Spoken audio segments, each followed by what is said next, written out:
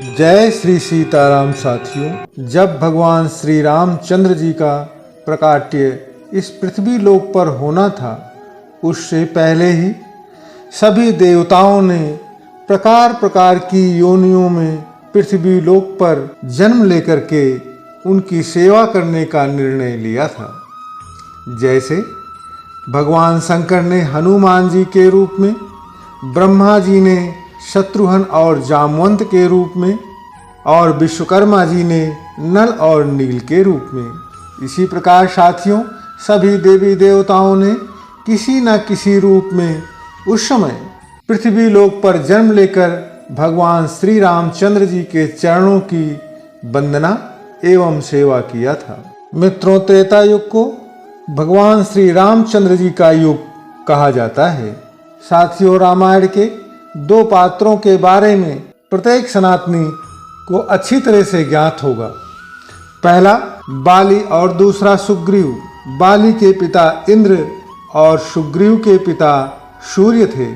तो आज के प्रदर्शन के माध्यम से हम समझेंगे कि ये दोनों के पिता अलग अलग होने के बावजूद भी भाई कैसे हुए, साथ ही इनका जन्म बिना माता के कैसे हुआ।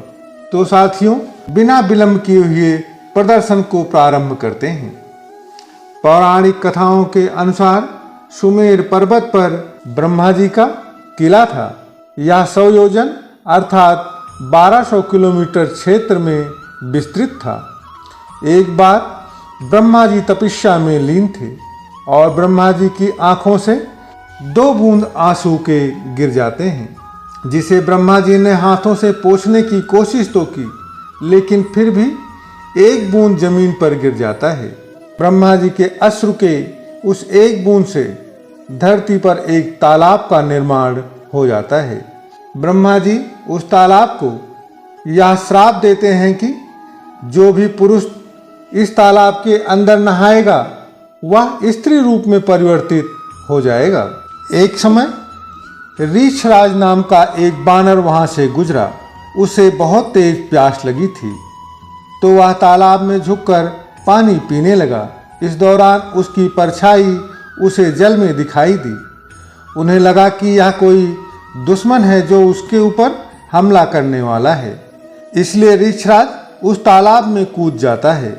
रीछराज को उस तालाब के बारे में कुछ भी जानकारी नहीं थी। जब रीछराज उस तालाब से बाहर निकलते हैं तो वह एक खूबसूरत युवती में बदल चुके होते हैं। उसी समय इंद्रदेव वहां से विचरण कर रहे हुए होते हैं और उनकी नजर रीछराज रूपी सुंदरी के ऊपर पड़ जाती है और उनका तेजांश उस सुंदरी के बालों के ऊपर गिर जाता है, जिससे एक पुत्र का जन्म होता है।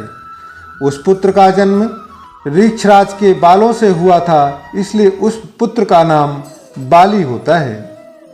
सुबह होते ही सूर्यदेव की नज़र भी उस सुंदरी के ऊपर पड़ती है और सूर्यदेव का तेजांश उस सुंदरी के गले पे पड़ जाता है, जिससे उस सुंदरी के गले से एक बालक का जन्म होता है। चूंकि गले को ग्रीवा कहते हैं, इसलिए उस बालक का नाम सुग्रीव हो जाता है। यहाँ पर इंद्र ने अपने पुत्र बाली को एक सोने का हार दिया, जबकि सूर्यदेव ने सुग्रीव को हनुमान जी के रूप में एक सच्चा मित्र और रक्षक दिया। जिसके बाद वह रीछराज रूपी सुंदरी ने ब्रह्मा जी को तपस्या करके खुश किया और ब्रह्मा जी से उसने वरदान के रूप में अपने वही पूर्वोक्त शरीर को प्राप्त कर लिया। जिसके उपरांत रीछराज किष्किंधा में आकर के अपने दोनों पुत्रों के साथ रहने लगे। कुछ समय के उपरांत रीछराज की मृत्यु हो गई, जिसके बाद बाली को किष्किंधा का राजा बनाया गया। तो ये थी साथियों सुग्रीव और बाली की कथा। आपको यह हमारा प्रदर्शन कैसा लगा, आप अपने विचार को कमेंट अवश्य कीजिएगा। साथ ही यदि आप चैनल पर नए हैं तो चैनल को सब्सक्राइब करके परब्रह्म भक्त सागर परिवार का सदस्य बनकर मुझे अनुग्रहित करें। धन्यवाद। प्रेम से बोलो जय श्री सीताराम।